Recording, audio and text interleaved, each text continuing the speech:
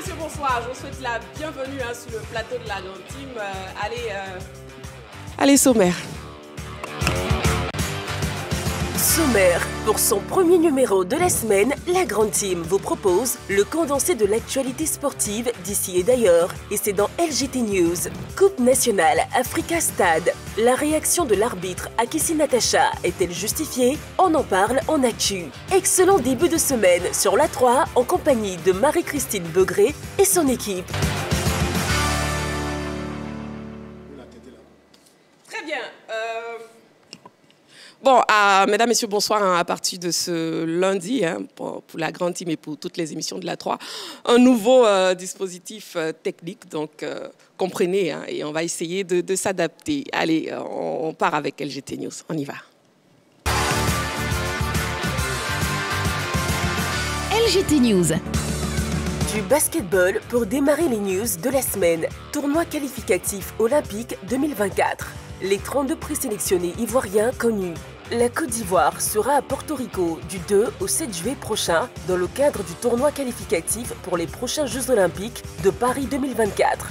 En prélude de ce rendez-vous, le sélectionneur Naxto Lescano a convoqué une liste de 32 basketteurs. Il s'agit de 8 arrières, 11 ailiers et 13 intérieurs. Plusieurs cadres dont Souleymane Diabaté, Libye, Matt Costello, Espagne, Vanessa Fofana, France, Nisré Zouzoua, Suède. Pour ne citer que cela, y figurent Mohamed Bamba, joueur des Sixers de Philadelphie en NBA, et Kevin Niebo, Allemagne, sont également sur cette liste. À noter que 4 basketteurs, à savoir Zoum Diallo, Djubaté Mohamed, Traoré Basile, Quincy Guerrier, tous évoluant aux États-Unis, et Kra Ulrich de la JCA, sont présélectionnés pour la première fois.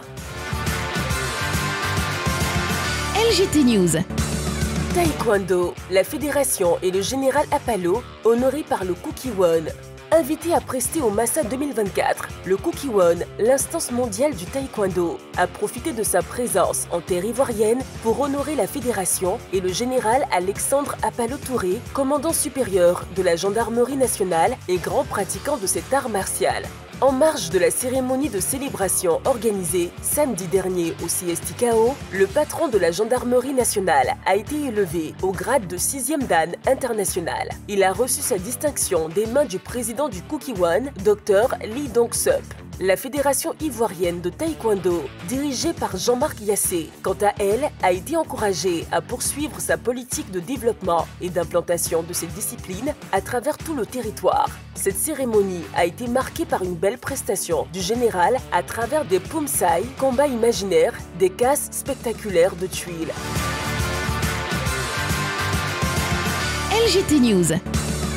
MMA, demi-finale AML, de beaux combats au CSTKO. Le CSTKO, situé à Cocody, a abrité, le samedi dernier, les demi-finales de l'AML Championship. Le public ivoirien, venu massivement et friand de sport de combat en cage, n'a pas boudé son plaisir, tant les combattants ont offert des spectacles de qualité tout au long de cette longue soirée d'octogone. Il n'y a véritablement pas eu de surprise, puisque la plupart des athlètes qui ont relevé le défi lors des derniers quarts de finale ont pu confirmer leur suprématie. Il s'agit bien évidemment de Sankara Abdul, Zakaria Kwaku, Amao Sodik, Kone Kassoum, Taoufik Rokibou et autres. Ces demi-finales parrainées par Eric Tabat, chef du protocole du président de la République, ont été fortement appréciés par le promoteur Ismaël Bakayoko. Nos athlètes ont encore prouvé qu'ils avaient un très bon niveau. Ils avaient un niveau international. Moi-même, j'ai été surpris pour le niveau de grand game, c'est-à-dire le niveau de jiu-jitsu, le niveau de lutte qu'ils ont fait, qu'ils ont déployé aujourd'hui. Je me rappelle, là, durant la phase éliminatoire, le niveau n'était pas là. En seulement 6 mois, avec toutes les formations qu'on a mises en place là, pour eux, ou même vous voyez le résultat, vraiment on s'est senti à l'UFC, on s'est senti avec le décor. LGT News. À présent, intéressons-nous au football. AS Roma, victime d'un malaise en plein match, Evan Ndika est hors de danger. Il y a eu plus de peur que... Cependant, l'examen a soulevé des doutes sur la possibilité d'une maladie cardiaque. Union de prière pour le champion d'Afrique 2023 afin qu'il renoue avec la compétition en pleine forme. LGT News. CO CO Korogo. Ouattara Bakary passe la main à Malik Toé. Le club Omnisport de Korogo a un nouveau président du conseil d'administration. Malik Toé, puisque c'est de lui qu'il s'agit, a été élu par acclamation pour un mandat de 4 ans à la tête de cette formation. C'était au cours de la 46e Assemblée Générale extraordinaire du dit club, tenue samedi dernier dans un hôtel de la place à Cocody. Après 37 ans passés à la tête du COK, du club Omnisport de Korogo, Ouattara Bakary passe ainsi la main à l'actuel premier vice-président de la FIF, conformément aux dispositions statutaires du club. Séance tenante, le nouveau PCA a reconduit tous les membres du bureau sortant à leurs postes respectifs. Tout en prônant l'union sacrée autour du CO Korogo, il a promis le retour de ce club dans la cité du Poro la saison prochaine. On sera à Korogo pour la saison sportive qui va commencer en septembre 2024. Nous serons à Korogo, population de Korogo, la télévision. À vous tous, j'annonce que nous allons jouer et recevoir à Korogo. Eh bien, on va jouer contre toi à Korogo si tu montes en première division. LGT News. Algérie. Petkovic a commencé sa tournée. À 2 mois du prochain regroupement des Fennecs, le sélectionneur Vladimir Petkovic a entamé une tournée à travers l'Algérie. Selon les informations de DZ Foot, le technicien suisso-bosniaque a démarré sa tournée en Algérie vendredi où il a supervisé des joueurs locaux susceptibles d'intégrer la sélection nationale. Avec l'appui de son adjoint Nabil Neguiz, le patron de l'encadrement technique de l'Algérie a pu voir à l'œuvre plusieurs joueurs, notamment le gardien Oussama Benbot, le capitaine Zinedine Belaïd, Brahim Benzaza, tous des sociétaires de l'USM.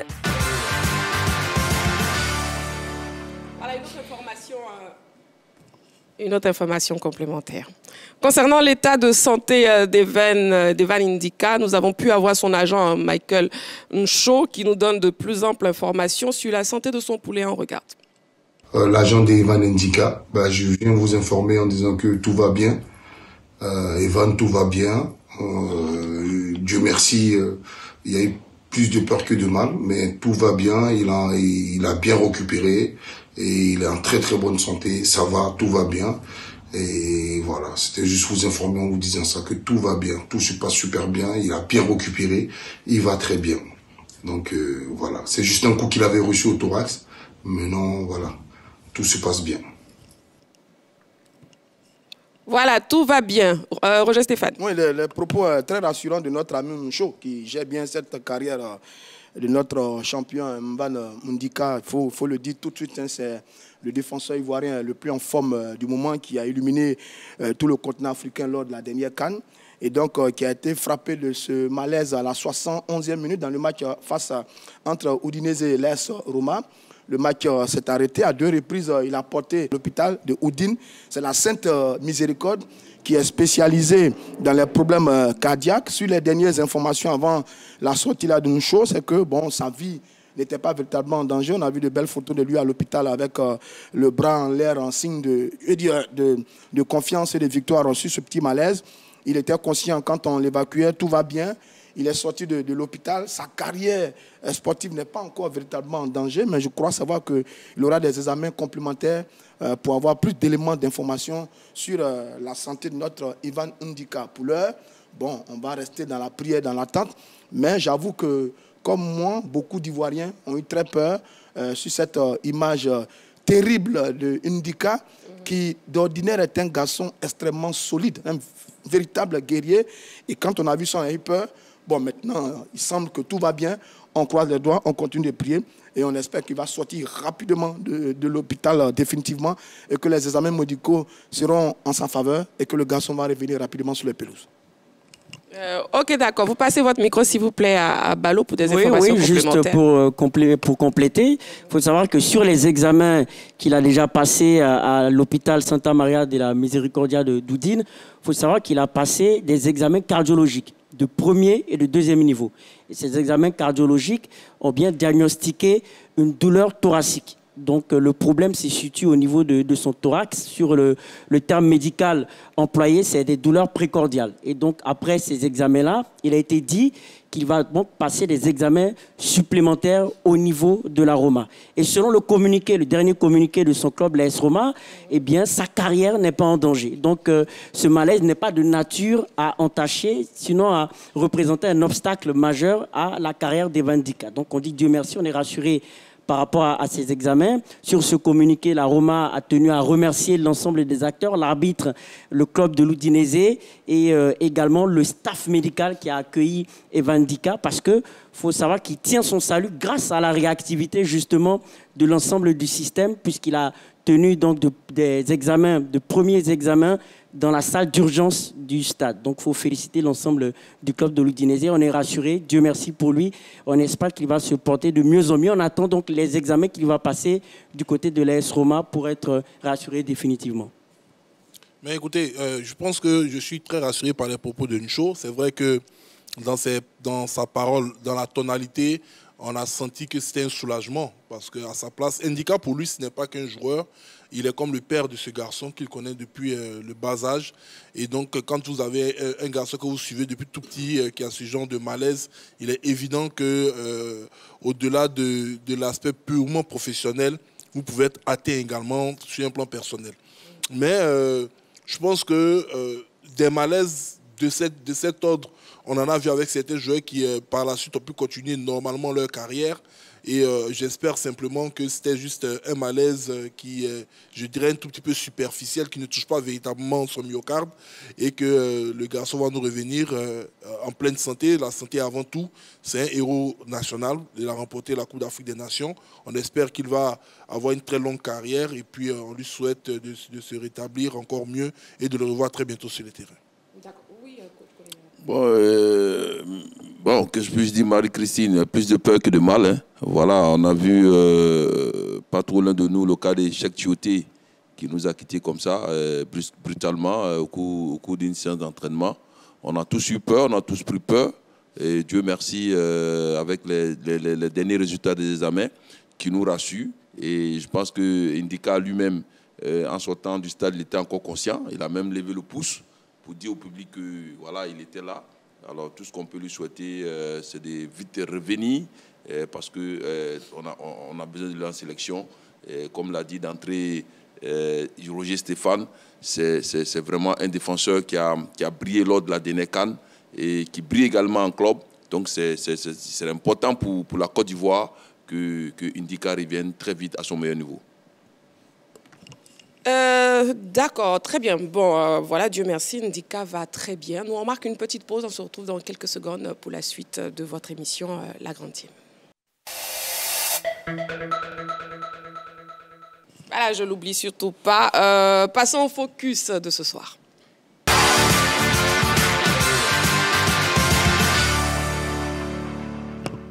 Le point des 16e de finale de la Coupe nationale. Les 16e de finale de la Coupe nationale se sont déroulés ce week-end. Ils étaient marqués par l'entrée des clubs de la Ligue 1. Voici le tableau des résultats complets.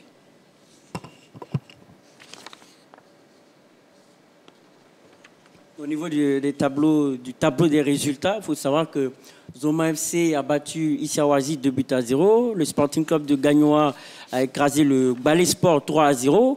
Boaké FC s'est incliné face à l'AS Denguélé 2-1. Le Stella Club d'Adjamé a perdu face à la FAD 1-0.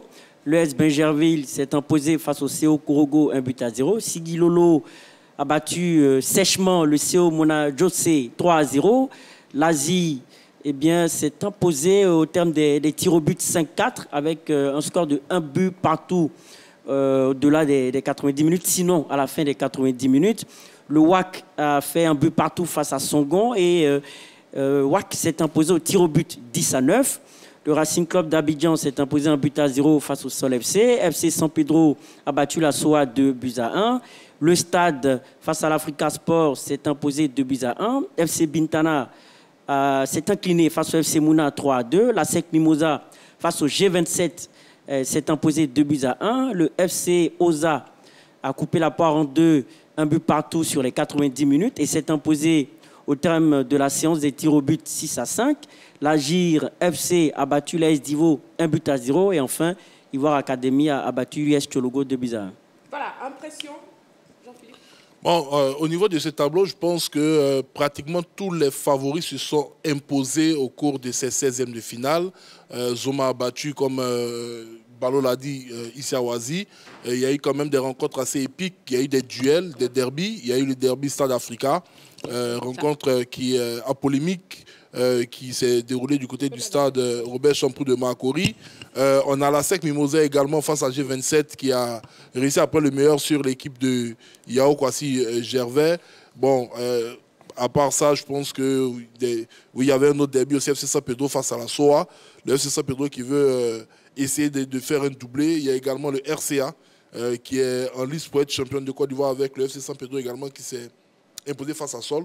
Bon, ce sont des résultats assez cohérents et on verra ce que cela va donner lors de la suite de la compétition. Coach Kone Yaya. Oui, je pense que la logique a été respectée. À part la grosse surprise vient de Bergerville qui bat le CO Krogo, qui est un club de Ligue 1.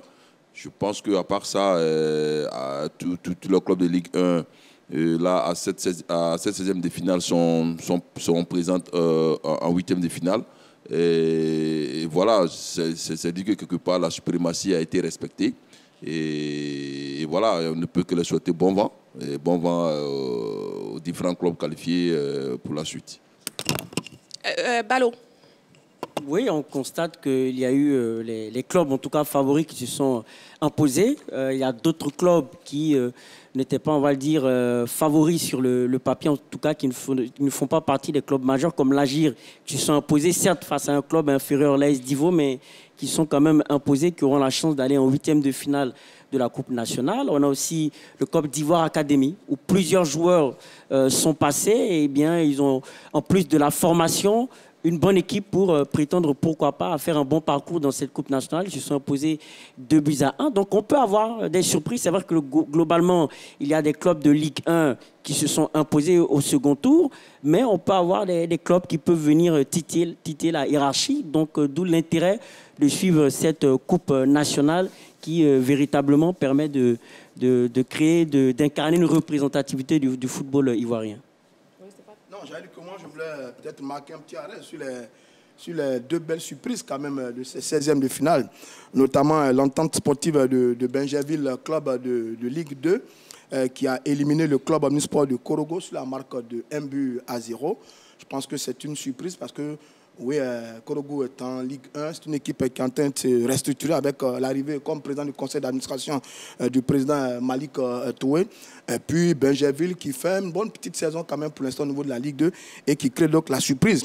Mais la belle note, c'est celle de Oza qui élimine l'équipe de Lys de Sassandra, si j'ai bien vu. Un but partout entre les deux équipes et 6-5 au tir au but.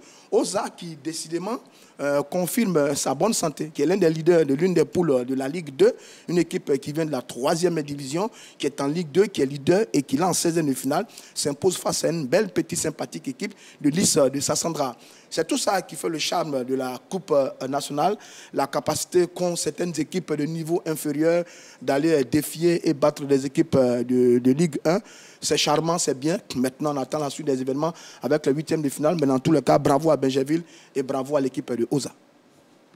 D'accord. Parlons de la suite et justement des 8e de finale. Regardons maintenant le programme des 8e de finale. Au niveau du programme des 8e de finale, on aura un très bon match entre l'ASEC Mimosa et le S Benjerville. Le Racing Club d'Abidjan va défier Sigilolo. Le WAC va affronter le FC Mouna. FC Oza face à Azoman FC. Le Sporting Club de Gagnoa face au FC San Pedro. L'AFAD face à l'Agir FC. l'Ivoire Academy va en découdre avec l'AS Denguélé. Et enfin, le Stade d'Abidjan va affronter l'Asie. Alors, les favoris pour la victoire finale? Écoutez, il y a l'ASEC Mimosa, le grandissime favori. On l'a dit, l'équipe en difficulté au niveau du championnat.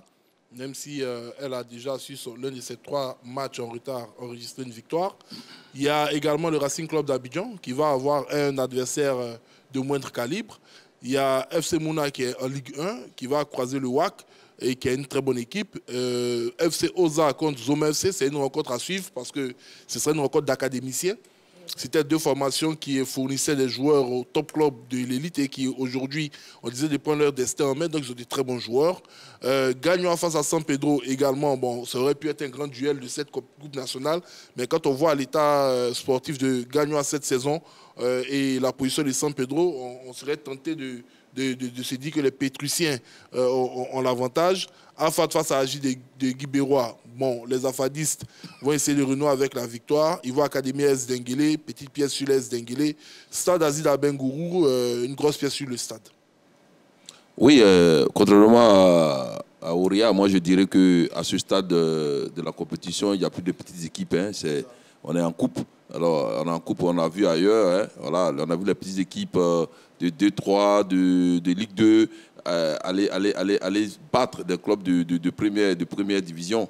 Donc, moi, je pense que, attention, il ne faut pas prendre de haut ces équipes-là de la seconde zone. Il ne faudrait pas que la secte dise que ouais, c'est le Benjerville, donc ça sera très facile. Non, non, non, ils viendront pour se battre. Ils rêvent tous de pouvoir arriver au quart de finale. Donc, attention. Voilà, très bien. Il est l'heure à présent de passer aux sportifs du dimanche.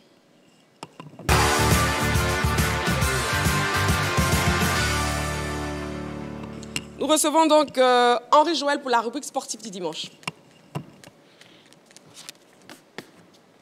Vous allez prendre mon micro. D'accord. Alors, bonsoir Marie-Christine. Bonsoir Henri Joël. Bonsoir à tous. Oui, on vous écoute, dites-nous tout. Alors, j'étais dans la commune de Cocody, plus précisément à Angrid, dans une école bien connue des Abidjanais. Et là-bas, nous sommes allés pratiquer du maracana. Allez, sans plus tarder, on va suivre l'élément et puis derrière, on va essayer de discuter entre nous ici, parce que ce n'est pas tout le monde qui fait le sport ici. Il faudrait qu'on puisse sensibiliser certains, notamment... Comme qui? Il faut qu'on sensibilise certains à faire le sport. Allez. D'accord, regardons. On suit l'élément.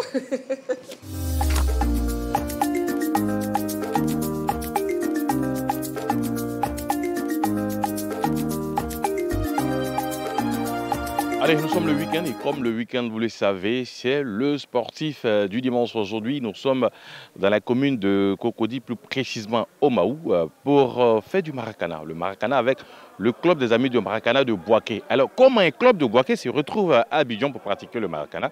On va savoir avec les responsables du club et puis surtout derrière. Allez, on va jouer.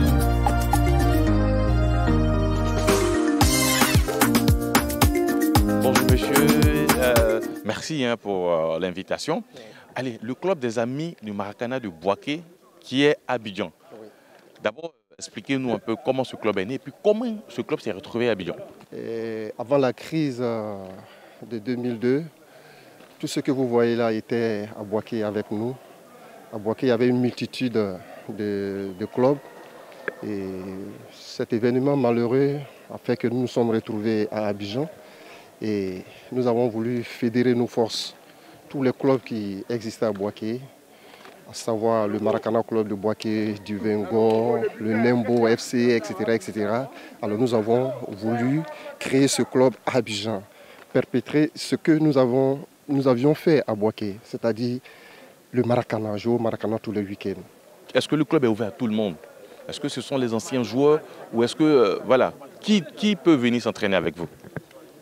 Tout le monde, tous ceux qui aiment le maracana, tous ceux qui sont férus du maracana. Alors, l'aspect sportif avec M. Richemont, aujourd'hui, qu'est-ce qui va se passer? Là, je vois qu'il y a la séance d'échauffement. Allez, qu'est-ce qui va se passer? Comment les équipes vont jouer ici? Nous allons d'abord évaluer le nombre de joueurs qui est là. Et puis, en fonction du nombre, nous allons faire des groupes de 8. Et en fonction des groupes de 8 ou 9 qu'on va former, on va faire le nombre d'équipes et faire un programme. Et toutes les équipes vont se rencontrer sous forme d'un championnat. Voilà, c'est comme ça que nous organisons. Et on joue combien de minutes? Les 2 premiers matchs, c'est 20 minutes. Et puis les autres matchs, c'est 15 minutes.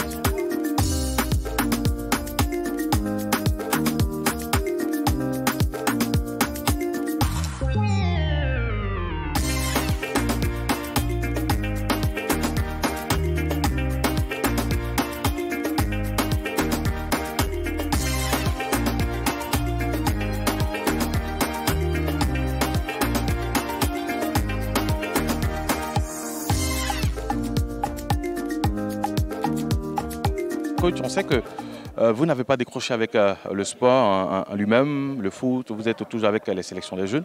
Mais qu'est-ce que ça vous apporte dans ces séances de Maracana les week-ends? Merci beaucoup. Effectivement, je n'ai pas du tout décroché. Chaque week-end, quand j'ai la possibilité, je viens là pour faire du sport, et en particulier du Maracana, avec mes amis. C'est vraiment un réel plaisir de se retrouver chaque week-end et puis pouvoir transpirer, avoir la santé pour pouvoir affronter les semaines de travail après.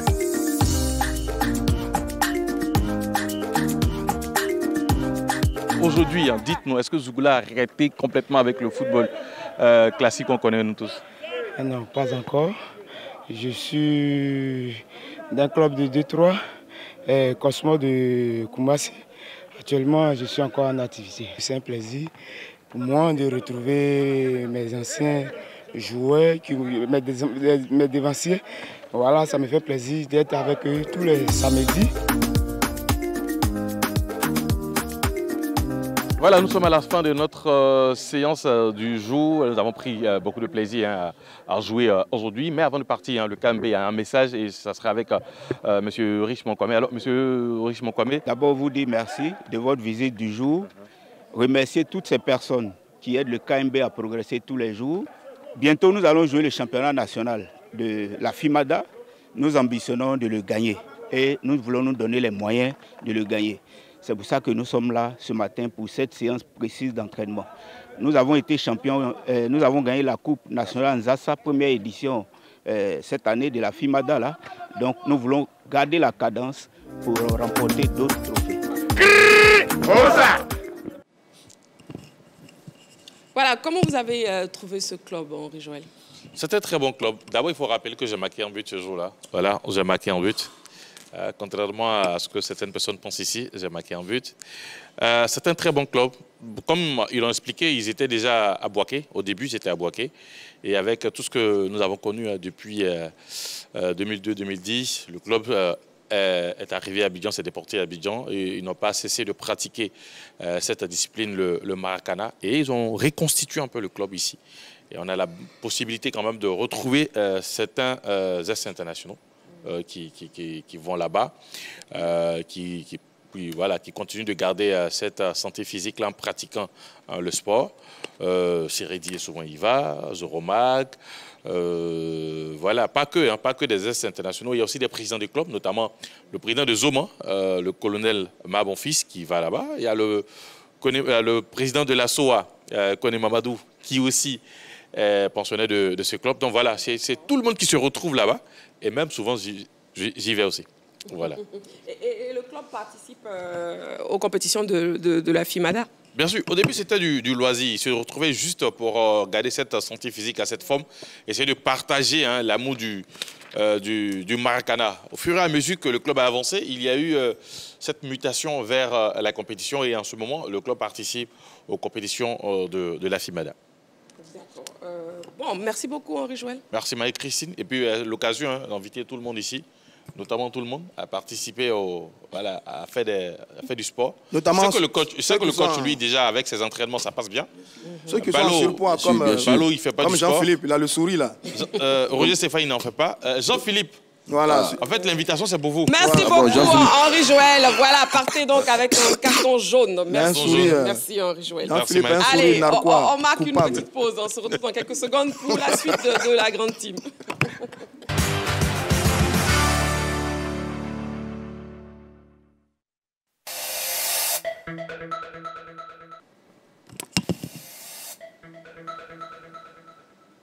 Nous sommes de retour sur le plateau de la Grande Team et nous sommes en direct. Nous sommes aujourd'hui le 15 avril 2024. Oui, nous sommes bien en 2024 et vous suivez votre émission sportive. Allez, l'actu.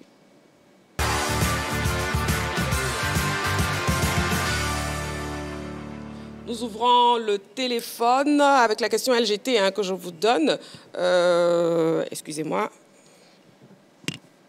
Coupe nationale Africa Stade, la réaction de l'arbitre Akissi Natacha est-elle justifiée? Alors, pour nous joindre, vous pouvez nous appeler au 27 21 59 93 99, le numéro de téléphone de la 3, ou bien continuer de nous écrire sur la page Facebook de la 3.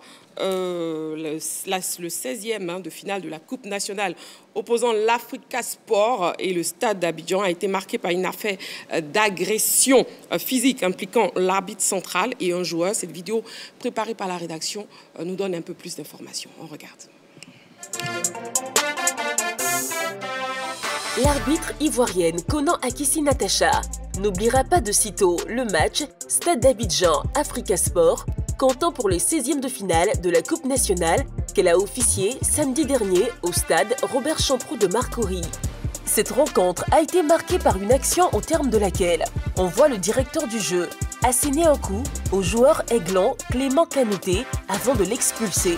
Ce jour-là, la Fédération ivoirienne de football, FIF, décide de confier la direction du jeu à un quatuor d'arbitres féminins, dont Konan Akissi Natacha en qualité d'arbitre central. Après une première période tranquille, soldée par le score de 0 partout, la seconde est particulièrement intense. Ainsi, à la 56e minute, le joueur de l'Africa Sport, Koulibaly Abdulrazak, est expulsé et son équipe se retrouve réduite à 10. À 20 minutes de la fin de la partie, le Stade d'Abidjan ouvre la marque par Kader Vakaba. Dans la foulée, les Aiglons égalisent grâce à Seri Ange Messi qui réussit à tromper la vigilance du gardien Yeboah Constant. Les deux équipes sont à égalité quand, suite à une action dans l'entrejeu, l'arbitre Konan Akissi Natacha signale une faute. Le défenseur de l'Africa, Clément Kanouté, proteste vigoureusement. L'arbitre sort le carton jaune et appelle le joueur. Celui-ci avance au niveau du directeur du jeu et se retrouve tête contre tête avec elle. C'est alors que l'arbitre assène un coup au défenseur et lui donne un carton rouge. Inutile de vous dire ce qu'il m'a dit en fonçant sur moi. Je me suis rapproché de lui et il m'a donné un coup de tête. Heureusement que mes cheveux ont amorti le choc. J'ai immédiatement réagi, a déclaré l'arbitre Konan Akissi Natacha dans la presse. Quant au joueur Clément Kanouté, il s'est expliqué sur la page Facebook de son club en ces termes « Je suis venu vers elle et comme je suis plus grand qu'elle, j'ai penché ma tête vers elle pour l'écouter et c'est là qu'elle m'a porté une gifle alors que je ne l'ai ni insultée ni touchée. » Toujours est-il qu'à 9 contre 11, l'Africa Sport a encaissé le but de l'élimination, œuvre de Saint-Jean-Corée, peu après cette action litigieuse. Depuis lors, l'affaire fait grand bruit et une réaction des instances de la FIF est attendue.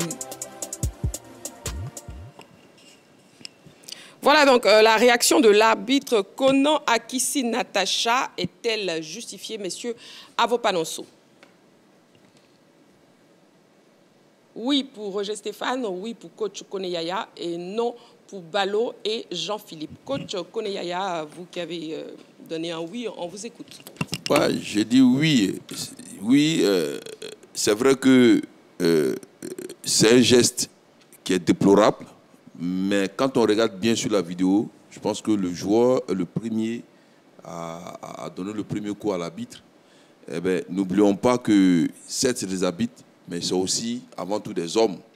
Et l'homme en tant que tel est un être voilà, qui peut tomber, qui peut perdre son contrôle, qui peut perdre son sang-froid. Je pense que sur le premier coup du défenseur de l'Africa, eh bien, elle a réagi au pif. C'est vrai que en tant que directeur du jeu, elle aurait dû avoir un sang-froid, un self-control.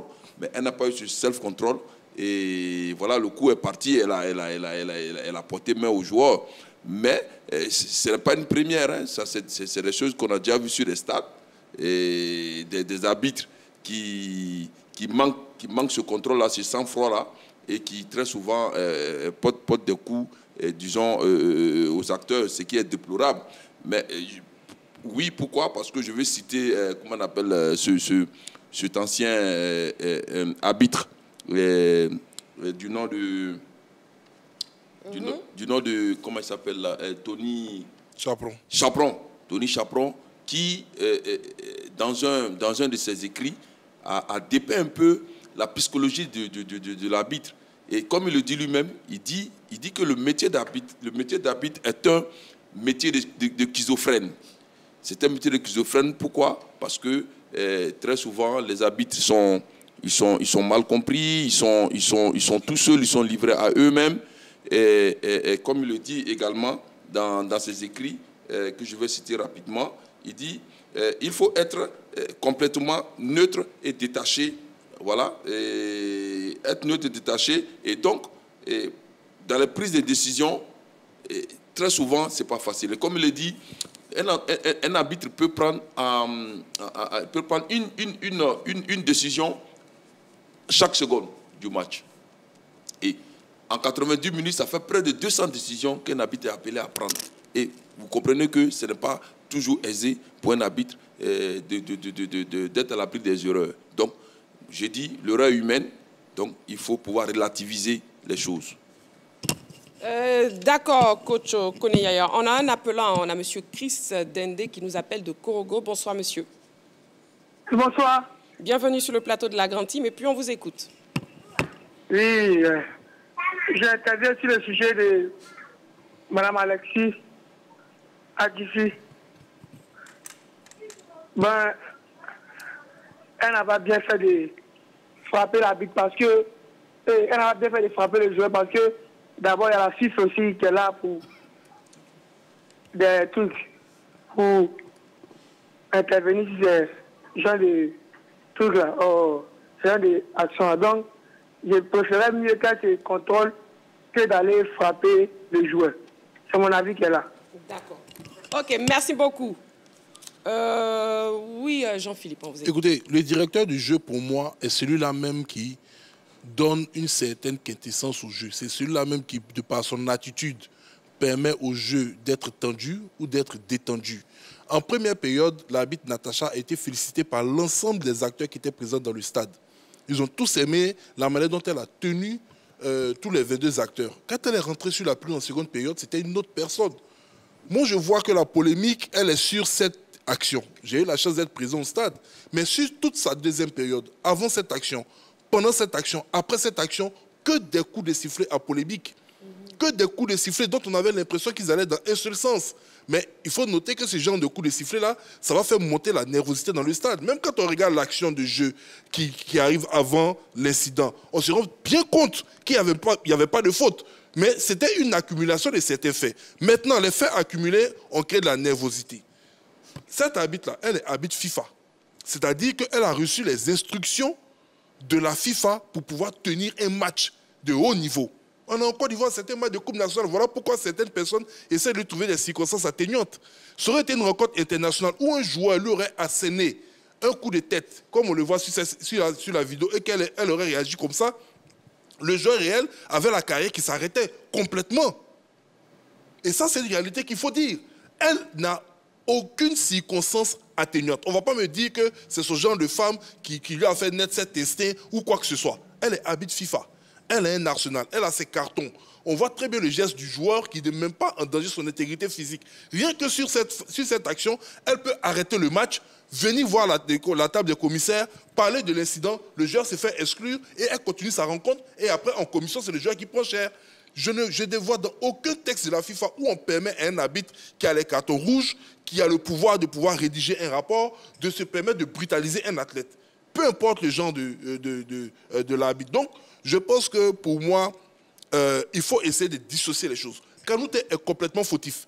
J'ai donné un peu les éléments qui ont entouré cet aspect, mais il est complètement fautif parce qu'il joue avec des coéquipiers. C'est lui qui a fait preuve de beaucoup plus de nervosité. Pourquoi? Lui seul le sait. Donc, il n'avait pas le droit de venir s'interposer comme ça devant l'arbitre pour avoir le geste qu'il a eu, mais l'arbitre n'est pas également dédouané de son acte. Maintenant, ce sera la commission des tranchées, on verra ce qu'elle décidera. Très bien. On note surtout que ce n'est pas un bisou que lui a fait le joueur. Non, c'est plutôt un coup de tête. Bisou. Voilà, d'accord, ok. On a un appelant, M. Kadio, qui nous appelle d'Abengourou. Bonsoir, M. Kadio. Bonsoir, madame. Bon, bienvenue, on vous écoute alors. Je dis merci pour l'occasion que vous nous donnez d'intervenir en ce qui concerne les sujets pareils. On vous écoute maintenant. Donnez votre avis, s'il vous plaît. Ok. En ce qui concerne mon avis, il est vrai que les arbitres sont appelés alors à calmer le jeu. Donc, ce sont ces personnes-là qui sont appelées à orienter, surtout à calmer les tensions entre les acteurs, tout ça. Mais aussi, très souvent, il y a certains joueurs qui, lorsqu'ils constatent que c'est une femme, alors qu'ils arbitrent les matchs, ils se voient rapidement supérieurs à ces femmes-là. Et moi, il est vrai que je n'ai pas suivi le match, mais c'est avec la 3 que j'ai vu un peu la petite vidéo. Moi, je vois que le monsieur en question, il ne vient pas pour faire une accolade à la dame. Il ne vient pas pour la féliciter, il ne l'applaudit pas. Il ne lui fait pas des bisous. Voilà, c'est un coup de tête, même si c'est aussi léger, mais c'est l'action qu'il a posée. Donc, pourquoi est-ce que, alors, on peut blâmer cette dame, et puis le monsieur, lui, on ne peut pas le blâmer? Non, arrêtons ça, je veux dire. Si on veut blâmer les gens, on blâme les deux. Mais on veut blâmer la dame parce qu'elle est censée calmer alors les tensions sur le terrain. Mais est-ce qu'aux joueurs, on ne leur dit pas qu'alors, eux également, ils doivent respecter les arbitres?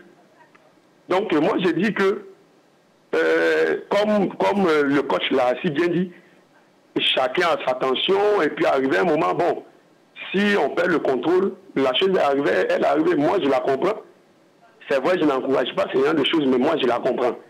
Si j'étais à sa place, c'est fort probable que j'aurais réagi de la même manière qu'elle. Donc arrêtons, je veux dire, de blâmer la dame. Et puis s'il y a des personnes à blâmer, on blâme le monsieur et la dame. Parce que le monsieur, il a été le premier. Alors, déjà même, jamais il a soulevé sa main. Moi j'ai vu la vidéo, il a soulevé sa main. Je sais que là, il lui disait, je ne sais pas moi, comme on le dit en Côte d'Ivoire, on va là-bas, où est la faute? Donc déjà, là, il lance une pique à la dame. La dame, aussi, elle répond pour les sanctionner. Là, il veut lui montrer qu'en réalité, c'est lui l'homme en question. Moi, selon la vidéo, il veut lui montrer que c'est lui l'homme. Donc elle aussi, elle veut montrer qu'elle aussi, c'est elle qui est, en quelque sorte, la responsable première sur le terrain. Donc vraiment, moi, je dis, on n'encourage pas ces actions, mais disons, nous jouons aussi de calmer l'un sur le terrain quand les décisions sont prises. Il est vrai qu'on oriente, l'autre il a dit que les coups de sifflet étaient orientés contre un camp. Ok, c'est vrai, moi je n'ai pas remarqué, j'ai pas regardé le match, je le répète, mais si tel est le cas, à vous les joueurs de vous maîtriser. D'accord, ok, on a bien compris maintenant. Voilà. Merci beaucoup pour votre participation. Oui. Bonne émission à vous. Voilà, donc est-ce que la réaction de l'arbitre Kono Akissi est justifiée? Oui, moi je dis oui, sans doute, sans réfléchir d'ailleurs. Je suis parfaitement d'accord avec l'appelant sur cette affaire parce que je constate que la dame est victime d'un lynchage depuis que l'événement s'est produit. La plupart des journalistes consultants pro-Africa la brocade et elle est sans défense. Et pourtant, je suis d'accord que son geste est condamnable. Hein. Son geste est condamnable, mais par contre, elle est dans la réaction. C'est ça qu'il faut noter, elle est dans la réaction. D'abord, le joueur conteste sa décision avec énergie et colère. Il conteste sa décision. Deuxièmement, il critique son travail. Il dit dans une de ses déclarations, madame, sifflez les fautes qui existent, ne sifflez pas les fautes qui n'existent pas. Il critique son travail. Et deuxièmement, quand elle va vers lui, il vient vers elle avec un mouvement de tête. Un mouvement de tête qui est clair et qui est net, qui est d'ailleurs un type d'intimidation que les joueurs pratiquent souvent en eux. Ils se collent le front pour s'intimider sur certaines actions quand il y a un peu de grabuge au terrain. C'est un peu ce type d'exercice-là qu'il a voulu imposer à la dame. Et la dame, c'est dans une réaction instinctive qu'elle envoie la gifle gauche qui fait que le garçon tombe après, etc. etc. Donc pour moi, c'est une réaction d'instinct d'une dame dans un milieu, excusez-moi un peu d'homme, de macho, tout ça, sur certains événements, parce que ce qu'il faut noter, c'est les faits cumulés. Il y a beaucoup de faits cumulés qui amènent cette réaction. Donc, oui, j'ai dit, dans un instinct de suivi, de dégager, de réagir, il y a sa gauche qui part et qui envoie la gifle aux joueurs. Mais c'est vraiment regrettable. C'est vraiment regrettable parce que, à la vérité, les deux sont un peu coupables. On parlera du joueur tout à l'heure. Les deux sont un peu coupables. Elle n'aurait pas dû. Parce que j'ai demandé, moi j'ai parlé à beaucoup d'arbitres aujourd'hui, j'ai demandé un test de loi, ils ne m'en ont pas donné. Il n'y a pas d'interdiction. Enfin, l'éthique, pour ce qui concerne le code d'éthique de discipline, l'arbitre a le droit d'avoir un sang-froid, de la maîtrise pour contrôler, quels que soient les événements, la situation sur le terrain. Mais n'en demeure pas moins qu'il y a certains événements où un arbitre qui est en danger, il n'est pas exclu que l'arbitre puisse se défendre. Est-ce qu'elle était en danger véritablement? Est-ce qu'elle s'est laissée emporter? Oui, c'est le cas. Mais quand on tient compte de tout le circuit, de tout l'environnement, de tout le contexte, on sent que la dame est dans la réaction. Et c'est à ce niveau-là que je vais la défendre, même si son geste est tout à fait condamnable pour une arbitre qui devait, à mon avis, faire preuve de sang-froid. Mais elle est dans la réaction, elle a été agressée, elle a réagi à une agression. Et pour moi, c'est tout à fait normal, c'est une réaction humaine. D'accord, on a bien écouté vos argumentaires, hein, Roger Stéphane. Balo, on vous écoute. Moi, je dirais non. Non, parce que déjà, il faut savoir que qu'est-ce qu'incarne un arbitre? Qu'est-ce qu'elle doit incarner un arbitre? C'est d'abord la discipline et la procédure. Pouvait-elle réagir d'une autre manière, que ce soit sur l'aspect humain ou l'aspect procédurier? Sur l'aspect humain, il y avait la possibilité de réagir autrement qu'à travers une gifle. Je me souviens du match Côte d'Ivoire-Mali où Amari Traoré pratiquement agresse, pas physiquement, mais agresse verbalement l'arbitre du jour. Et l'arbitre se défend avec une poussette. Et après cette poussette, il donne un carton rouge au joueur Amari Traoré. Donc ça, sur l'aspect humain, à défaut d'envoyer une gifle, il y avait la possibilité simplement de pousser, de mettre à distance le joueur. Sur l'aspect procédurier, il y a tout simplement un ensemble d'arsenal qu'elle aurait pu mettre en route, à savoir non seulement le carton rouge, c'est-à-dire l'expulsion du joueur, mais il y a aussi la possibilité pour l'arbitre de pouvoir donner un rapport, rédiger un rapport à la commission de discipline, que ce soit l'arbitre principal, les assistants ou le commissaire au match, sur les lois d'arbitrage. Il y a la possibilité de faire un rapport à la commission disciplinaire. Et cette commission disciplinaire va se saisir du rapport et expulser le joueur. Ça peut aller sur 6, voire 10 matchs d'expulsion. Donc, il y avait la possibilité sur la procédure, à défaut d'envoyer cette gifle, il y avait pour elle la procédure d'expulser le joueur et d'envoyer un rapport à la commission de discipline pour qu'il soit tout simplement exclu. Donc là-dessus, elle n'a pas respecté la procédure, alors que dans sa corporation, le respect de la procédure est une chose très, très importante. C'est la raison pour laquelle moi j'estime que son geste n'est pas justifié, que ce soit sur l'aspect humain ou que ce soit sur l'aspect procédurier de sa corporation. D'accord. Messieurs, prenons l'avis d'un appelant. Bonsoir, monsieur. Bonsoir, monsieur. Oui, bonsoir, madame. Comment vous appelez, s'il vous plaît? C'est Ezebielova. Le nom, c'est Ezebielova. Monsieur Ezebio, c'est ça? D'accord. Oui. On vous écoute alors. Bon, moi, je vais intervenir par rapport à la dame. C'est le joueur même qui s'est mal comporté. Quand est-ce qu'on vous donne un carton, elle ne devait pas, le joueur ne devait pas le faire tête à tête avec la gamme.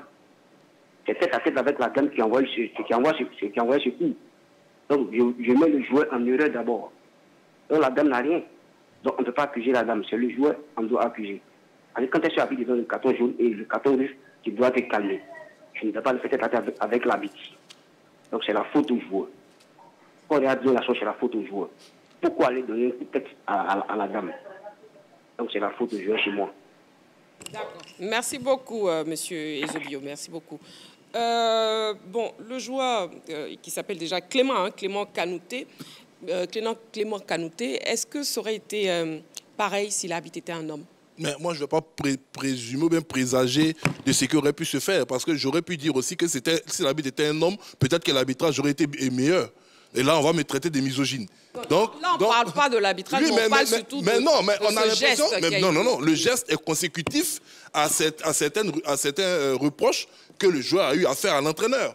Qu'est-ce qu'il dit dans ses propos qui peut emmener un arbitre déjà à s'énerver comme ça et à partir vers lui pour lui mettre un carton?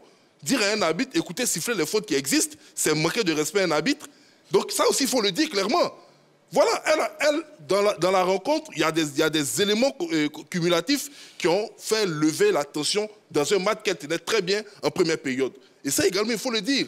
Moi, je suis un peu surpris parce que, à entendre peut-être des journalistes qui ont suivi les événements des consultants pro fédération, l'arbitre a le droit de perdre son sang-froid, mais un joueur qui fait des efforts et avec la montée de l'adrénaline, qui a de la nervosité, il n'a pas le droit également de dire à un arbitre, monsieur l'arbitre, madame l'arbitre, faites bien votre travail. Non, moi j'ai été clair dans mes propos liminaires. J'ai dit clairement que les deux sont fautifs.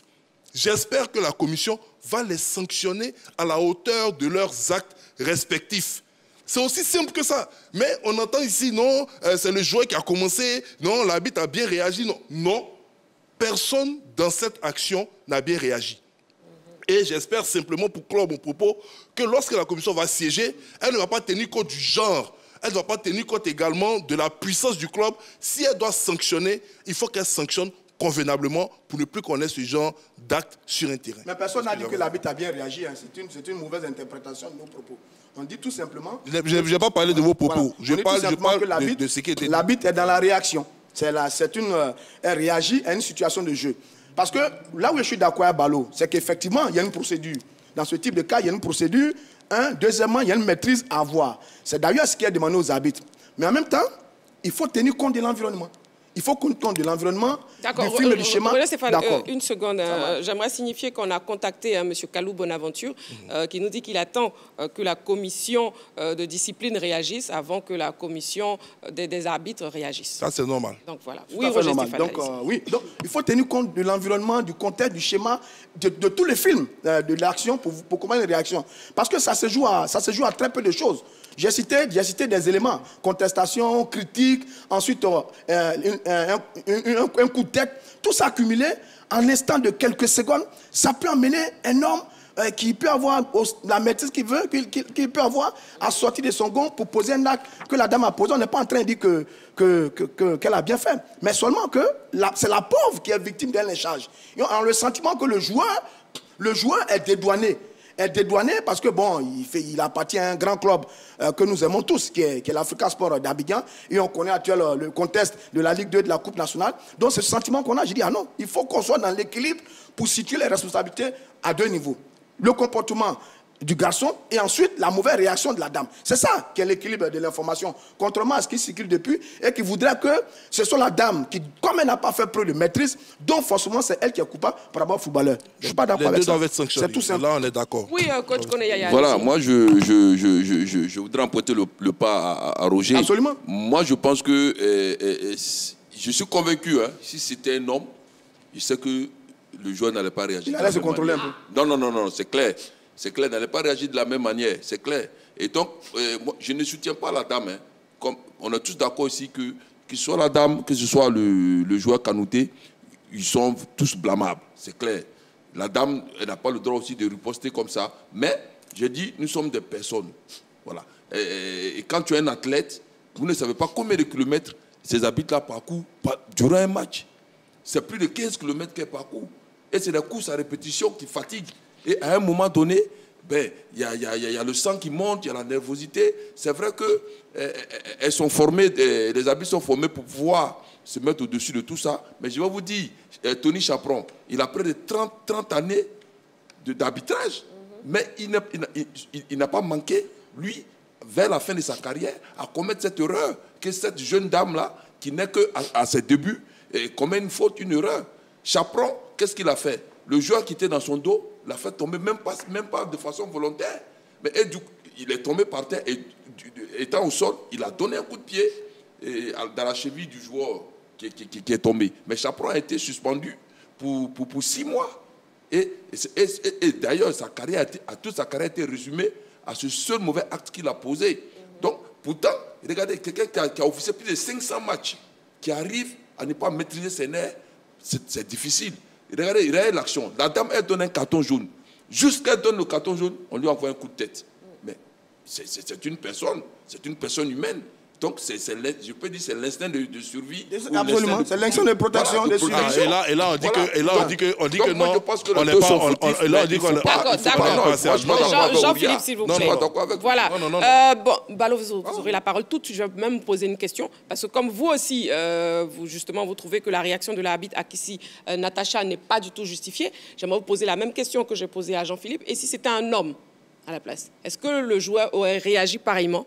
Non, justement, les intimidations, il faut savoir que sur la loi d'arbitrage, les intimidations et les contestations sont punies. C'est-à-dire que dans les textes des arbitres, si un joueur vous agresse et qu'un joueur vous insulte, il y a les moyens de pouvoir le punir. Donc, étant donné qu'il y a déjà des moyens pour pouvoir punir un joueur qui conteste, qui vous intimide, il il n'y avait pas moyen d'en arriver aux mains. C'est ce que j'étais en train de dire. Maintenant, est-ce que si ça aurait été un homme, il aurait eu la même réaction? Sans doute que non.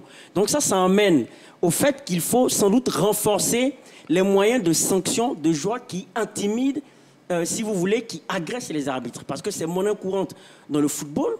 Et que s'il y avait des lois de plus en plus dures envers ces joueurs-là, c'est clair qu'il y aurait là des moyens de dissuader ces joueurs. Mais maintenant, ce sur quoi on est en train d'insister, ce n'est pas pour défendre Kanouté Clément. Son geste est ignoble, c'est un geste qui est malveillant. Asséner un coup de tête à une femme, ce n'est pas quelque chose de bien.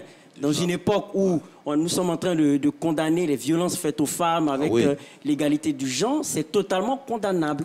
Mais nous sommes en train là de parler du respect d'une procédure, du respect d'une procédure qui est, si vous voulez, qui est la règle d'or d'un métier. Donc, c'est ce sur quoi nous sommes maintenant. C'est vrai que la réaction de Kanouté Clément doit être tout simplement punie avec la dernière énergie. Et moi, j'invite justement à ce qu'il y ait un renforcement des règles pour punir tout joueur qui a pour objectif d'intimider, d'insulter un arbitre, que ce soit une femme ou un homme. Parce que même à ce niveau d'intimidation, de violence, je pense que ce soit l'homme ou la femme, on doit condamner de la même manière. Donc là, on évite à renforcer et à condamner, mais il faut le respect de la procédure pour un arbitre. D'accord. En attendant la fiche, oui. Oui, autant le coup de tête, la gifle aussi est visible, donc il faut que ça, ce soit des soutiens corporatistes. Ça, c'est le premier élément. Mais moi, je suis tout aise avec l'élément que Balo vient de dire concernant les règles d'intimidation et autres. Roger Stéphane a fait un transcrit des propos de Kanouté. Dans les propos de Kanouté, où est l'insulte? Où est l'intimidation? Madame l'arbitre, sifflez les fautes qui existent, arrêtez de siffler les fautes qui n'existent pas. Après, vous avez le ton. Justement, vous avez le ton, vous avez la manière. Je vous le dis. Oui.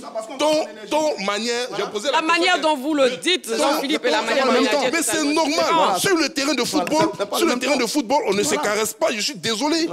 Je suis désolé. Il y a des rencontres beaucoup plus tendues qui se passent, et comme on appelle sur d'autres stades. Pourquoi on fait comme si on était... C'est pas pour ça qu'on donne un coup de tête à l'arbitre. Qui est en train de défendre Kanouté? Qu'est-ce que vous faites? Qui est en train de défendre Kanouté? Je suis désolé. C'est vous qui trouvez des circonstances atténuantes à une gifle qu'un arbitre a donné à un joueur. Non, on dit les deux sont condamnables. Mais je ne cesse de le dire depuis l'entame de mes propos. Dans mon premier propos liminaire, j'ai dit les deux, on doit les condamner. Dans le second, pareil. Vous dites qu'il y a des circonstances atténuantes, donc c'est du style, quand ils vont aller en commission, il faut que pour Kanouté, la sanction peut-être soit rude, et pour la dame, on comprenne son geste. Il faut arrêter. Il faut arrêter simplement. Et on essaie de nous vendre quelque chose, non? Oui, le genre, elle était touchée, elle a réagi. C'est quelque chose de naturel. C'est pas ce qui a été dit, Jean-Philippe. Désolé. Je suis désolé. Là, je vois une image d'une action piteuse entre un joueur et un entraîneur. Je vois de la violence. Un arbitre. Un arbitre, merci. Je vois de la violence. C'est normal. Je vois de la violence, ce n'est pas bon pour les jeunes garçons, les enfants qui vont au stade et qui vont voir ce genre de choses. Elle est arbitre. Qu'elle soit une femme ou pas, elle n'a pas le droit de le faire.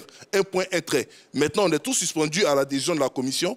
Kanouté, je suis sûr, va être sanctionné. Mais je le dis et je le répète, il y a eu des cas de figure qui sont présentés à travers le monde. Et il y a eu des sanctions qui ont été prises également. Et j'espère que ces sanctions seront prises. J'ai envie de poser une question, Marie-Christine, rapidement, à Roger Stéphane. Et Jean-Philippe. Oui. C'est vrai que, comme lui, j'ai interrogé des arbitres, il n'y a aucune loi sur ça véritablement. Il y a un vrai vide. Hein. Parce que tout ce qu'on m'a présenté, c'est le code d'éthique et de discipline qui parle de maîtrise de soi et de fair play. C'est ça qu'il s'agit. Je leur pose une question. Vous êtes arbitre d'une rencontre. Vous sifflez une action. Et le joueur en face vient vous asséner des coups et vous boxer. Est-ce que vous êtes en droit de vous défendre si vous vous sentez en danger? Mais la réponse est claire. Vous avez dit tout à l'heure... Au nom de la maîtrise de soi et mon ami, on ne va pas rentrer... pas en même temps, s'il vous plaît, on ne va pas rentrer dans des choses qui ne sont pas présentes. Parce que ce qui est en train d'être vu sur l'image, autant les gens trouvent que le geste de Kanouté sur la gifle de l'arbitre... Allons-y, montrons la fiche de la dame, s'il vous plaît, Jean-Philippe. On a envie de savoir qui est l'arbitre. D'accord, son nom complet, c'est Madame Conan Akissi Natacha Géraldine, âgée de 33 ans, assistante de direction de par sa profession dans la vie active. Son statut arbitre international FIFA depuis février 2022. Compétition nationale arbitrée Ligue 1 féminine, Ligue 1 masculine. Compétition internationale tournoi UFOA-B en décembre 2022. La Ligue des champions féminines de la CAF en novembre 2023. et les Jeux africains en mars 2024. Donc, il y a tout de même de l'expérience. Mais moi, je vais répondre rapidement à la question de Roger Stéphane. Okay. Voilà, Jean-Philippe, terminé. Vous êtes en train de terminer. Je disais simplement que ce n'est pas une situation qui s'est présentée parce que sur les images, on voit très bien que de part et d'autre, il y a eu de l'exagération dans les gestes. Il y a eu un coup de tête qui a été donné, qui n'a pas mis en danger l'intégrité physique de l'arbitre. Il y a une gifle qui a été donnée, qui n'a pas mis en danger l'intégrité physique du joueur. Maintenant, pour les deux gestes qui ont été commis, si sanction il faut que la sauce soit exemplaire. C'est aussi simple que ça. Très bien. Moi, je réponds rapidement pour répondre pour qu'on puisse à Roger Stéphane. Si je prends un coup de poing de la part d'un joueur, à travers mon rapport à la commission de discipline, je mets un terme à sa carrière. Merci Balou. Coach Konayaya, allez-y. Moi, je veux dire d'abord, en tant qu'entraîneur, nous sommes d'abord des éducateurs. Moi, en tant qu'entraîneur, je ne peux pas admettre ce geste-là d'un de mes joueurs. C'est-à-dire, pour moi-même, ce joueur-là, il ne rentre plus dans mon effectif. Parce que c'est un cas d'indiscipline. Je ne sais pas comment qualifier ça. D'abord, il y a eu, avant son geste, il y a eu d'abord, l'Africain a été réduit à 10. Il y a eu le carton rouge du latéral droit, Razak, qui est sorti sur carton rouge. Donc, ça voudrait dire déjà que nous sommes en infériorité numérique. Et toi, sachant que ton équipe est en infériorité numérique, tu tombes dans une protestation qui ne dit pas son nom. Regardez, depuis le début, il proteste avec véhémence. Avec véhémence. D'abord, la protestation, d'abord, selon la loi, la protestation déjà équivaut à un carton jaune. Vous voyez? Donc la dame, quand elle a commencé à protester, elle s'est dirigée vers lui. Elle a sorti le carton jaune et ça ne l'a pas suffi. Et c'est là qu'il a envoyé le coup de tête. Mais écoutez, il y a l'instinct de conservation, il y a l'instinct de protection. C'est une personne, c'est un être humain. Non, c'est tout ce qu'on veut dire, non, attendez, c'est parce que Auriat n'est pas sur un terrain de football. Non, de loin, c'est facile de juger. C'est ce que je dis. C'est facile de juger. Je ne trouve pas de circonstances atténuantes. Je dis que c'est vrai, elle aurait dû se maîtriser. Mais, je le dis encore, il y a des arbitres. Tout à l'heure, tu as dit que c'est une arbitre internationale. Mais je vais te dire que les Tony Chaperon, là, ils sont plus internationaux. Ils ont pris 6 mois. On n'a pas tenu compte de leur passé. Oui, mais les deux seront sanctionnés. Ils seront sanctionnés tous les deux. Il n'y a pas de circonstances atténuantes. Mais moi, je dis, en tant qu'éducateur... J'espère que vous n'avez pas envie d'être sanctionné, vous aussi. Voilà. Sinon, moi, mon carton jaune, je le donne. Et personne ne me donne un coup de tête sur le plateau. Voilà, attention. Un carton rouge à Jean-Philippe. C'est un bagarreur. Donc, mais est-ce que les instances justement de la FIF, la Fédération ivoirienne de football, sont obligées de statuer sur cette affaire? Ah oui, c'est ça.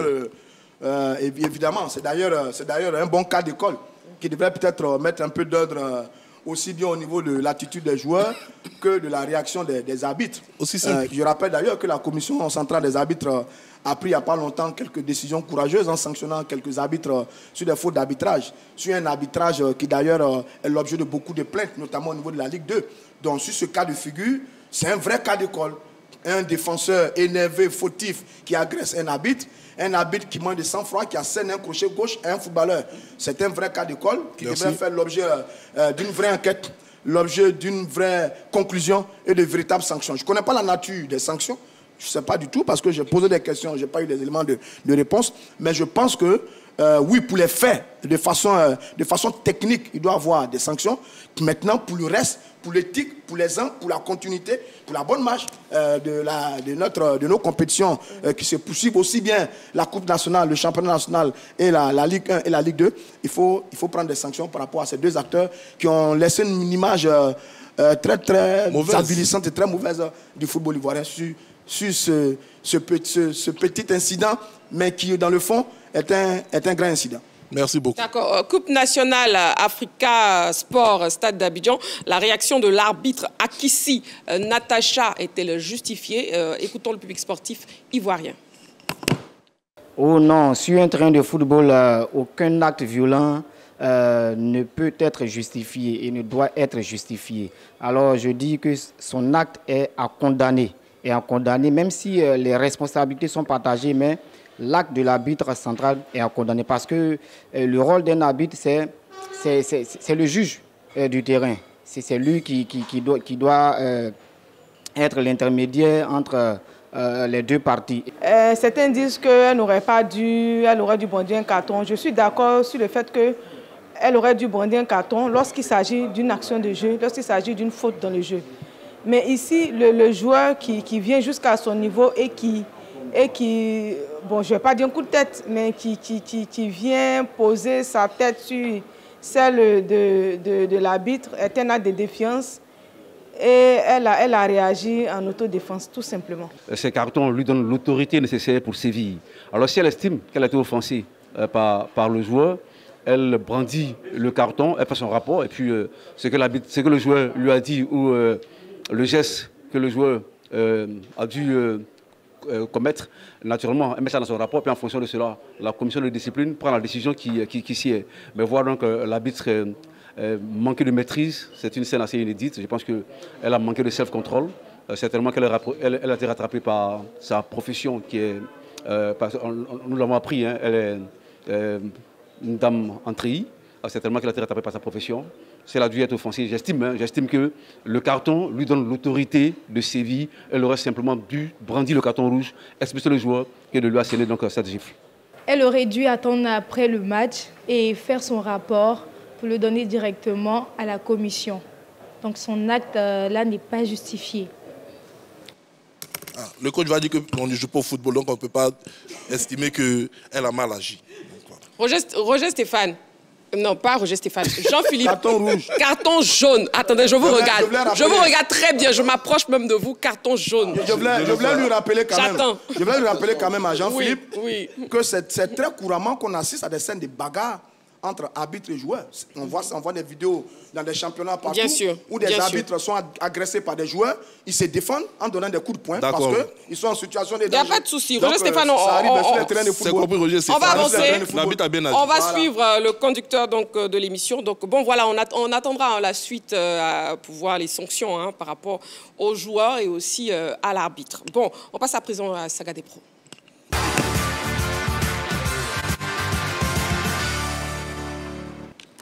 Alors, le sacre de notre champion d'Afrique 2023, Odilon Kosonou, le sacre de Leverkusen est totalement mérité, coach Koneyaya. Oui, totalement mérité pour Odilon Kosonou. Hein. On l'a dit, sur 29 matchs, il fait 28 matchs. C'est une stat voilà, qui parle à sa faveur. Et bravo à lui. Après avoir remporté la Coupe d'Afrique, voilà, il remporte la Coupe d'Allemagne. Dans le championnat d'Allemagne. La Bundesliga. Autant pour moi, la Bundesliga. Donc, c'est bravo à lui, bravo au garçon qui est en train de monter petit à petit. Aujourd'hui, voilà, il décroche ce titre très précieux. Et j'espère que voilà, il va continuer vraiment sur cette lancée. Et comment vous l'avez trouvé justement tout au long de cette saison? Est-ce qu'il a répondu à vos attentes?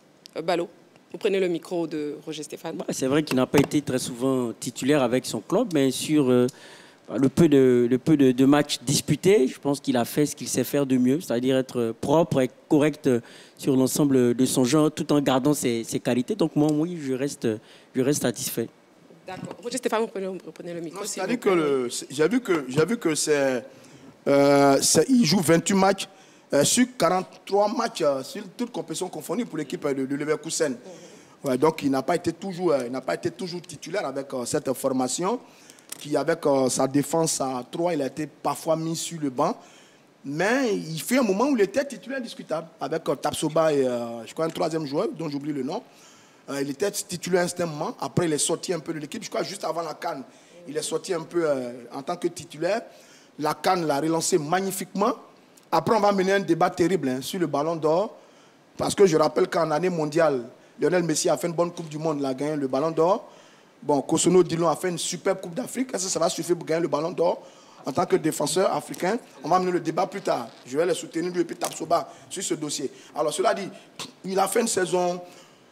Mais c'est un peu gâché quand même. Parce que nous, on aurait voulu qu'il soit tout le temps là, dans cette équipe de Leverkusen. Mais il a été solide.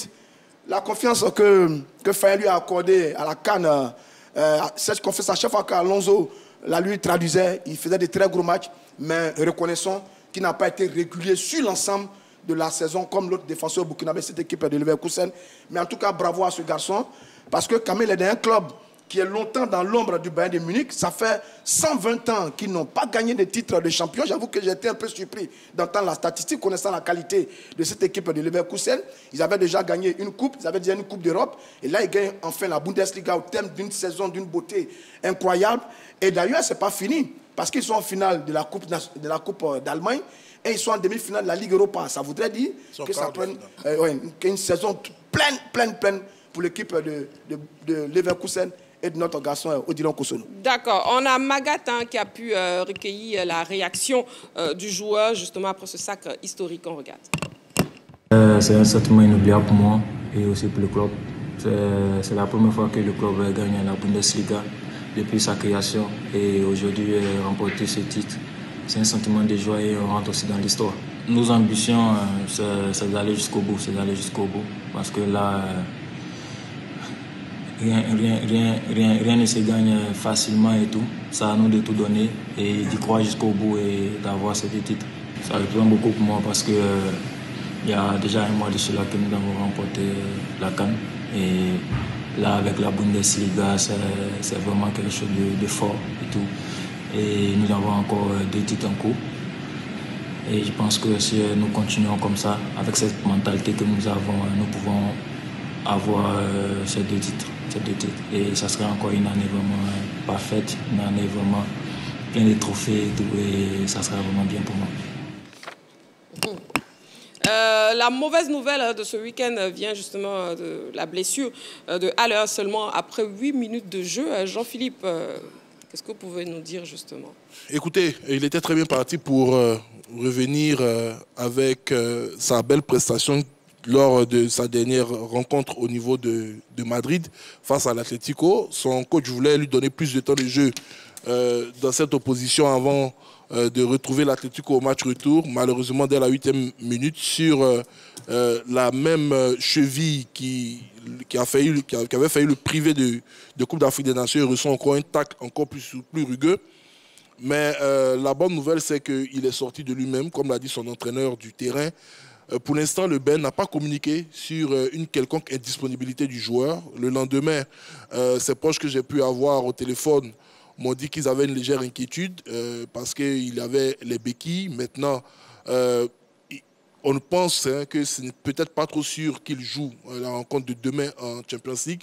Quoique son club n'a pas encore communiqué sur la liste des joueurs, donc je ne saurais m'avancer plus que le club. Mais bon, on attendra par la suite les examens. Mais je pense que, comme l'a si bien dit son coach Terzic, il peut être peut-être disponible sur une très courte durée, Peut-être qu'il sera disponible le week-end prochain s'il n'y a pas de lésion, s'il n'y a pas d'ouverture, que c'est juste une douleur comme il a dit, peut-être qu'il pourrait être disponible. Mais on attend, on serre tous les dents.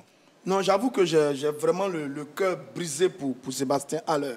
Parce que ce garçon, il vit des moments très difficiles. Parce qu'il revient de la CAN blessé.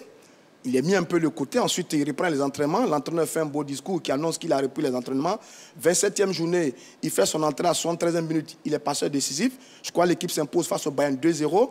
28e journée, il fait son entrée. Il s'incline face à Stuttgart 1-0.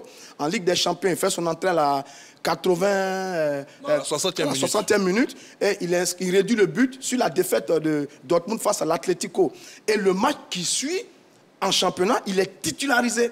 Logiquement, je dis bien logiquement, ça devrait être le match dans lequel il devait exploser pour aller chercher une véritable place de titulaire dans cette équipe de Dortmund. Malheureusement, 9e minute, il se blesse encore. Oh, ça m'embête un peu. Mais en même temps, c'est bien parce que il y a eu un débat avec Jean-Philippe sur le sujet. Je disais que même si votre entraîneur ne vous aime pas, vous pouvez gagner la confiance de l'entraîneur. Il semblait nous dire que c'était rompu entre lui et Terzic. Là, je me rends compte que Terzic a commencé à avoir un meilleur discours par rapport à Haller. Il le joue en titulaire. Est-ce que sur ce match, il a dû reposer les joueurs titulaires par rapport à la Ligue des Champions pour faire jouer les remplaçants? Ou alors il a joué Haller qui montait en puissance? Il a reposé 5 joueurs titulaires de Dortmund. On va attendre pour voir. Mais je crois que je vais avoir raison sur Jean-Philippe. Il commence à gagner la confiance de Terzic. Et ça, c'est une très bonne chose. Haller, je pense qu'il va revenir. Il va revenir très vite à la compétition, notre Sébastien Haller. Je ne laisse pas, vous savez, je ne laisse pas. Oui, c'est dommage pour lui parce qu'il était, lors du match de la Ligue des Champions, il est rentré Il a marqué un but important pour le Borussia Dortmund qui relance le Borussia. Si le Borussia est en mesure à 50% voire 40% de chances de se qualifier, c'est grâce au but de Sébastien Haller. Et c'est dommage de voir que dans cette bonne dynamique, sur cette bonne dynamique, qu'il se blesse. Donc ça doit remettre en cause quoi? Ça doit remettre en cause le fait que finalement, il n'a pas peut-être bien récupéré de sa blessure attention, contractée. il a reçu un tacle. Il ne s'est pas blessé sur une course. Voilà, mais il a reçu un tacle. C'est-à-dire que vous pouvez guérir et on va vous taper sur le même endroit. Sinon, s'il revenait, qu'il courait, qu'il se blessait, on allait dire attention, il ne s'est pas bien remis. Je vous dis, il a reçu un tacle sur la même partie. Pour l'instant, il n'y a pas de lésion qui était annoncée, il n'y a pas eu de déchirure annoncée.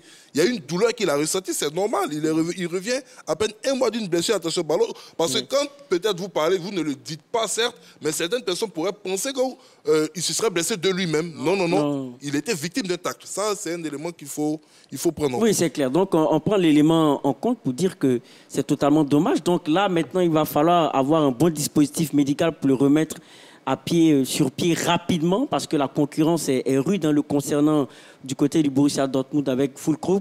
Donc il faut rapidement qu'il revienne. Donc c'est ce qu'on lui souhaite. On lui souhaite que pour un rétablissement, qu'il se remette rapidement de sa blessure, parce que c'est vrai qu'à Dortmund, mais aussi les échéances de l'équipe nationale de Côte d'Ivoire, à savoir les éliminatoires à venir et sans doute des fenêtres internationales. Coach Koneyaya.